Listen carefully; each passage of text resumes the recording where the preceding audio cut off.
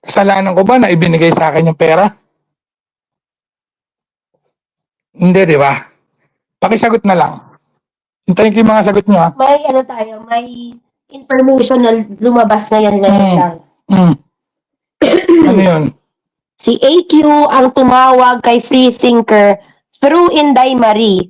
Binigay ni Inday Marie yung messenger link ni Freethinker. Tumawag si AQ kay Freethinker para makautang. So, hindi pwede i-deny ni Alpha Q ang utang kasi siya mismo ang kumausap kay Freethinker. Actually, alam ko yan.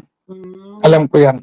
Kaya kung mapapansin, yung panahon na yan, hindi yan January, summertime in the Philippines. Kasi nasa Australia ako ngayon, syempre.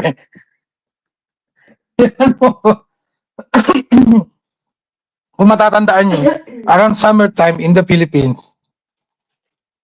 yung parang kino-call out ko si FT.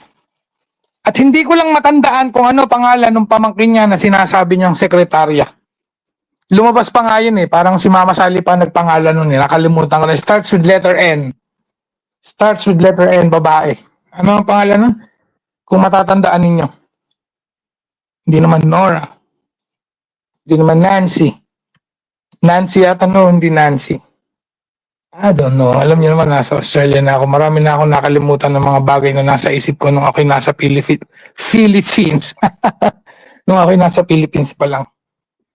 Pero kung magkano man ang diferensya, pakilapag na lang dyan. Inday, alam ko nakikinig ka, Inday. Kung magkano diferensya, pakilapag na lang dyan. Pakilapag.